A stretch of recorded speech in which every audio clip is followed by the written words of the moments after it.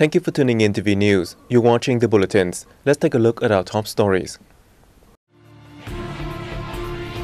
Vietnam-China discuss to boost cooperative ties. Vietnam lost Iran and a group of 6 states for reaching a historic accord.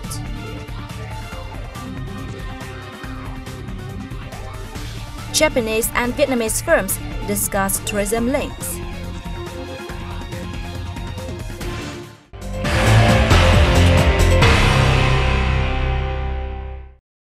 Chinese Vice Premier Zhang Gaoli, who is also a member of the Politburo Standing Committee of the Communist Party of China, is currently on a visit to Vietnam. We have more in the following report.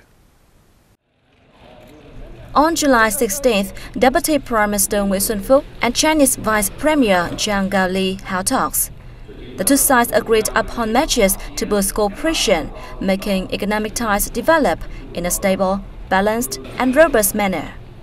They discussed the construction of economic cooperation zones in border areas and agreed to encourage localities, particularly border provinces, to expand their exchange and mutual coordination. On the sea issue, the officials held that both sides should refrain from actions that complicate the situation and jointly maintain stability and security in the East Sea. Following their talks, the two officials witnessed the signing of a plan on implementation of a cultural agreement between the two governments in the 2016 to 2018 period. A summer camp themed Proud of Vietnam kicked off in Hanoi on July 16th, drawing over 160 young Vietnamese expatriates from 21 countries and territories worldwide. Delivering a speech at the opening ceremony, Deputy Foreign Minister Vũ Hồng Nam stated the party and government consider overseas Vietnamese an integral part of the nation. He said the country has implemented a range of policies to support the community, especially the younger generation. A Vietnamese Belarusian said the Vietnamese youth abroad appreciates the opportunity to take part in the Vietnam summer camp and will promote their homeland overseas. Held annually by the State Committee for Overseas Vietnamese Affairs, this year's summer camp runs from July 13 to 31st and will take participations to major landmarks from the north to the south of the nation. The Ministry of Foreign Affairs on July 16 held a press conference. More details coming up next. Foreign Ministry spokesman Lê Hải Bình lauded Iran and a group of 6 states for reaching a historic accord on the Iranian nuclear issue. Vietnam applauds the efforts of involved parties to reach a comprehensive accord between Iran and the group of 6 states on the Iranian nuclear issue on July 14th. We consider this an important and positive contribution to the stability and security in the region and the world. During the conference, the spokesman also reported on the upcoming activities of the party and state officials. Vietnam News Agency and the Public Relations Department (PRD) of Thailand have agreed to foster links to popularize information on the ASEAN community and promote relations between the two countries. Our correspondents have more. The two sides will continue cooperating in the fields of news and video exchanges, language training, and a possible joint production project to mark 40th years of Vietnam-Thailand diplomatic ties. This was reached by Vietnam News Agency Deputy Director General Ngô Hà Thái and his counterpart Charun Chaison during the 12th Joint Technical Committee meeting in Bangkok on July 15th. Vietnam News Agency Deputy Director General Ngô Hà Thái said the two sides effectively implemented their cooperation programs, fostering information popularization and promoting images of the land and people of Vietnam and Thailand. On his part, PRD Deputy Director General Charun Chaison spoke highly of intensive cooperation between the two agencies. Both sides also revealed the results of implementing their cooperation agreement over the last 12 years, highlighting the efficiency and significance of their links.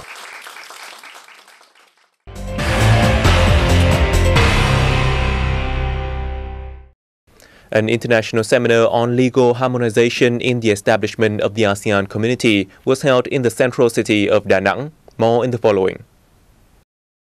The seminar was co-organized by the Office of the National Assembly and the EU delegation to Vietnam, creating a platform for European and ASEAN experts to share their experience with Vietnamese lawmakers and scholars. The two-day event will discuss the basic concepts of legal harmonization in regional integration, a comparison between the EU and ASEAN, an assessment of the Vietnamese context, and solutions to expand the role of Vietnam's National Assembly in the process. In this regard, the EU has been hugely successful and is considered a role model for regional integration with its principle of mutual recognition. Vietnamese and Japanese businesses have exchanged information to increase their tourism and business linkage at a recent workshop in Ho Chi Minh City. Representatives from the Japanese prefecture Gifu introduced their tourist attractions, including the UNESCO World Heritage Site Shiragawa-go. The Japanese and Vietnamese workshop participants shared their views on the preservation and development of tourist attractions, as well as the application of technology in managing tourism and other sectors. Vietnam is currently home to 40 projects operated by investors from Gifu. The Japanese prefecture has established close links with Ho Chi Minh City, especially in the fields of tourism and agriculture.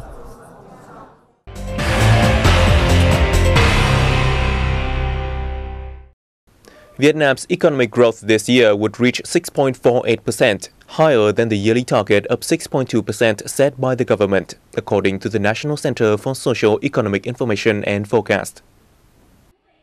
The center said that the domestic economy was showing signs of recovery, along with the recovery of the world economy, adding that growth rates were forecast to rise higher than the previous year.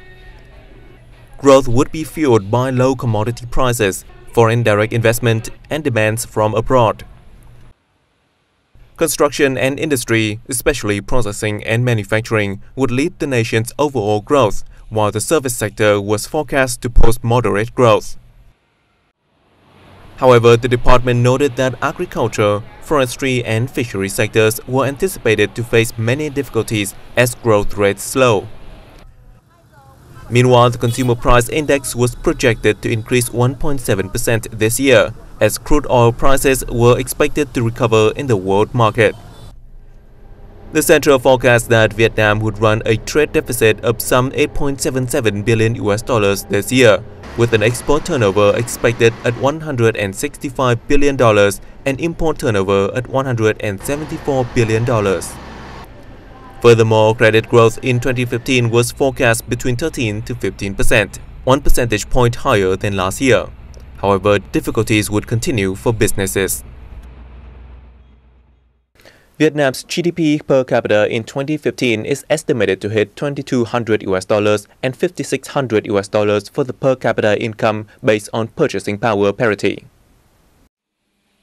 Statistics from the Ministry of Planning and Investment shows that in the first half of the year, GDP growth reached 6.28% and is expected to hover around 6.5% for the whole year, the highest rate since 2011.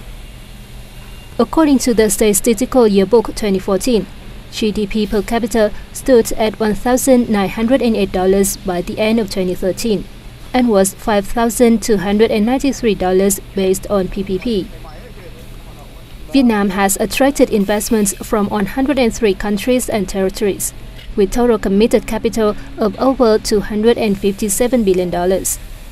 More than $130 billion has already been disbursed. The country's trade turnover between 2011 and 2015 grew an average of 15% per year and is expected to reach $350 billion in 2015. Vietnam is negotiating and has participated in several free trade agreements, helping the country advance trade relations with 55 countries worldwide, including 15 members of the G20. The coal consumption in the first half of this year faced difficulties, and the inventory remains high at about 8 million tons. The announcement was made during a conference held by the Vietnam National Coal Mineral Industries in the northern province of Quảng Ninh on July 15th. In the first 6 months of this year, the group exported a total of 21.1 million tons of crude coal. However, the consumption of coal in the period reached only 18 million tons, accounting for only 97.2% of the same period last year. Of the sum, the group sold more than 700,000 tons for export, 18% of the same period last year. In the third quarter of this year, the group targets to sell at least 7.8 million tons of coal, including 7.55 million tons in the domestic market and 250,000 tons for export. Vietnamese credit institutions and foreign bank branches in Vietnam continue to see a bright business outlook for 2015, according to a survey of the State Bank of Vietnam. Up to 99% of the institutions predict an average credit growth rate of 6.8% in the third quarter of 2015 and 18.2% for the whole year, faster than the 14.2% pace in 2014 and the annual target of from 13 to 15% set by the central bank. Almost all credit institutions also anticipate that deposit and lending interest rates will remain stable and decline slightly through September. About from 51 to 61% forecast a decrease in interest rates by the end of 2015 compared to a year earlier. Lending rates are hoped to decrease 0.44% annually, while deposit rates will fall by 0.2% yearly, the survey showed. The banking system expects this year's average deposit growth rate to be 15.8%, higher than the 14.9% anticipated in the previous survey.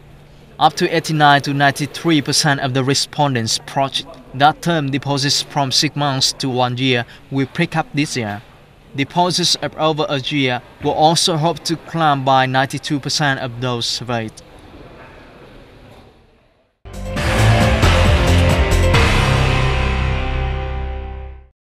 Vietnam is working hard to build its image as a safe and friendly tourism destination, given the number of foreign tourists to the country in the first half of 2015 experienced a year-on-year decline of 10%.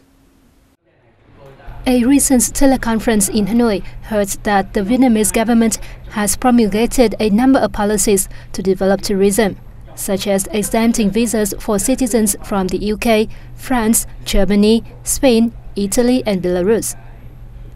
Participants underscored measures to develop tourism, especially regarding transport infrastructure, the quality of tourism services and human resources.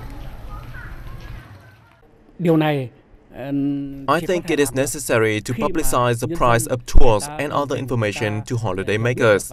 Additionally, localities should establish special centers to support tourists.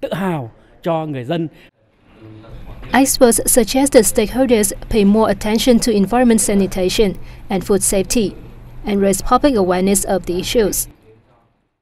The Sofitel legend Metropole Hanoi has climbed to 61st spot among the world's top 100 hotels chosen by readers of the U.S. Travel and Leisure magazine. Last year, the Metropole was in 66th position, and the year before in 68th.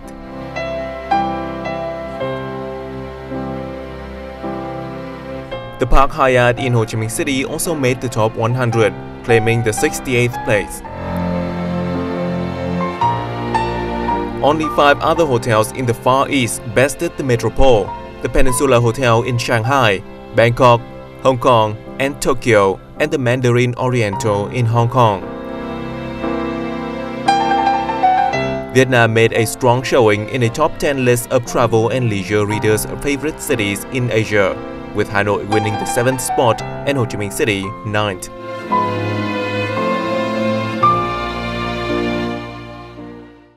And that was the end of our news bulletin. Thank you for your attention. For more information, you can log on to our website at www.vietnamplus.vn. We'll see you soon.